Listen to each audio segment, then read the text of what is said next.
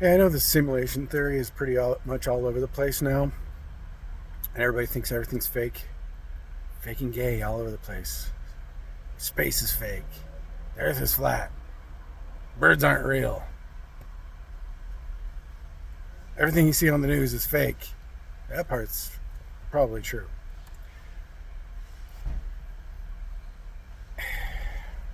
Don't let them treat you.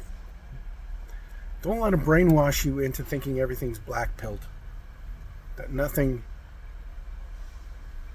is real, even your own experiences. That's fucking gaslighting. Don't let them do that.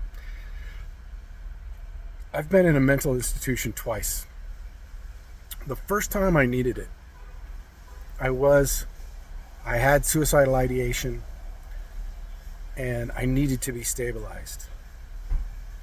I was on a shit ton of medications, opiates, alcohol, and dealing with a lot of realizations of traumas that I'd never dealt with before. So it was all coming to a head. And I had family members that just didn't get it. Not only did they not get it, they fed into it. And the second time I went in, it was completely unjustified. 3 family members went up against me and made it look like I was a danger to other people and them and myself. Completely gaslighted the whole system. But I learned a lot from that experience. There was a girl in there who was maybe like the 3rd or 4th day I was there. Came in clearly in trauma from whatever had happened, but her family had put her in there. And she just kept saying she was doing that trauma shake and that pasted on smile that comes with shock and trauma. And she was saying, everything I've ever known is wrong. Everything I've ever known is not real. I was like, yeah. I calmed her down. I had a conversation with her.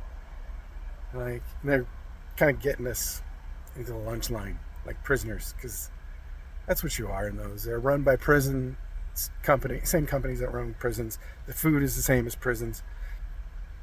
They're not conducive to healing, especially anybody's emotional trauma. But I had a conversation with her about that. She had realized how everything her family had told her was wrong. And yeah, the whole world is an onion, right? And once you pull down one layer, you're like, oh shit, that was fake. Oh shit, that was fake. Oh, the things my parents told me were wrong. Oh, the things the education system told me were wrong. Oh, the news is wrong. It's all gaslighting. It's all lies. Oh my God. It can send you down a really bad spiral. And people with shaky tendencies can end up in a bad place. This is what happens. You end up in this spiral of the earth is flat. We never went to the moon. The birds aren't real. And pandas are fake. And yet, we do know the moon footage was probably faked. Weird stuff about the math of the earth is weird. But experience shows otherwise. You've been around birds your whole fucking life, and yet all of a sudden people think they're all robots?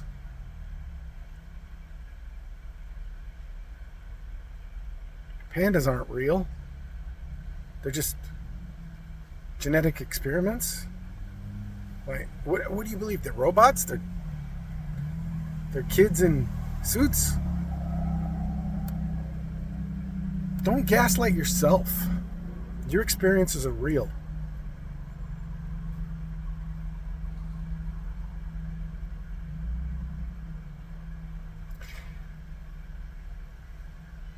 I've gone through a few cycles of these addictions. I'm 7 years off of all medications, my alcohol addictions. I'm not giving up coffee anytime soon. Maybe one day. Anyway, I've learned a few strategies for myself. And if you would like some help with those strategies, DM me on Instagram or TikTok or YouTube. HG Traverser on all of them. And I really just want to help people, honestly. Like, if you want to spend some time and we can arrange that time and you need it, reach out. If you're having struggles, don't let them tell you your experiences aren't real. But spend some time out in nature, ground yourself, breathe, start with box breathing. Go on an image search for a GIF of box breathing. It does 4 in, hold for 4, let out for 4, hold for 4. It's very simple. Just slow yourself down. That's the first thing you should probably get used to doing. I have a lot of other techniques that I personally have used that have been very beneficial to me. I was 250 pounds when I went into that mental institution the first time. I went into a detox after that for a week. Then I went into a 30-day rehab.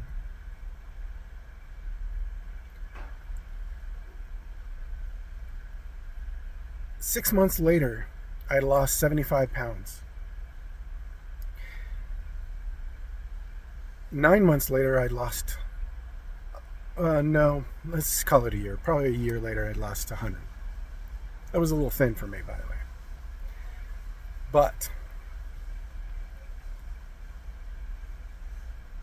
I didn't do it to lose weight. I did it to heal my brain.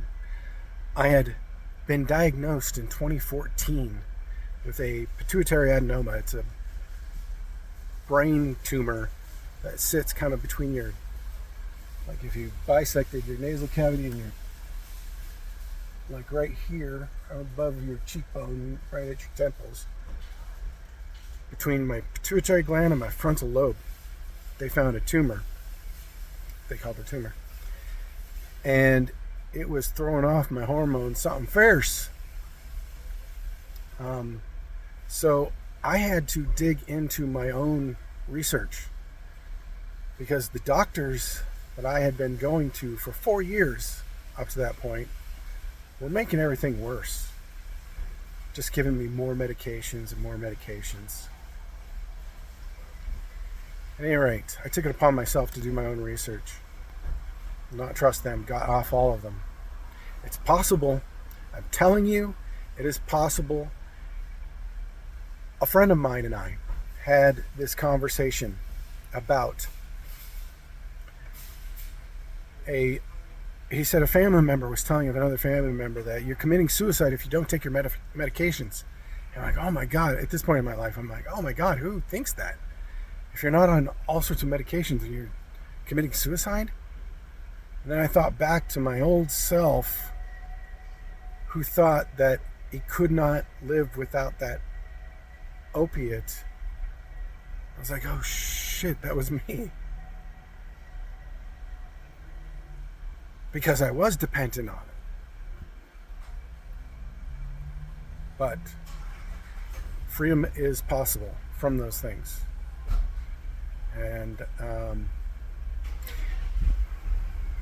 if you don't know the story of Pat Martino, that's a good documentary to watch about how he had an aneurysm, had 70% of his brain removed because of this.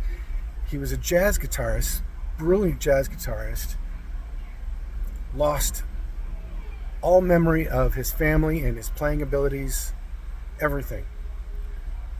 Came back better than he was before. This started happening in the 70s into the 80s. He had very similar symptoms to what I had before I was diagnosed. Severe migraines, depression, seizures. Seizure medications are some bad shit, man. Getting off those were probably tougher than opiates. No joke. If anyone, one of those, getting off of any of those medications would have killed me, it was probably going to be that one. So Klonopin, not good stuff. Anywho, breathe.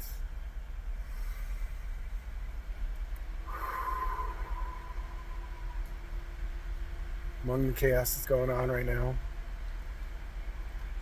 if you can remember anything, just breathe through it. Relax. Nobody has all the answers. I don't have all the answers for you, but I have some that I've answered for myself. I can share those with you, and perhaps it'll help you.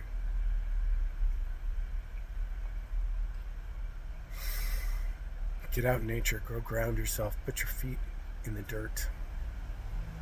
Hug a tree, put your head against it and say, thank you. Thank you, Mama Nature. You're super rad. Quiet your mind enough to let it speak to you. Let the animals speak to you.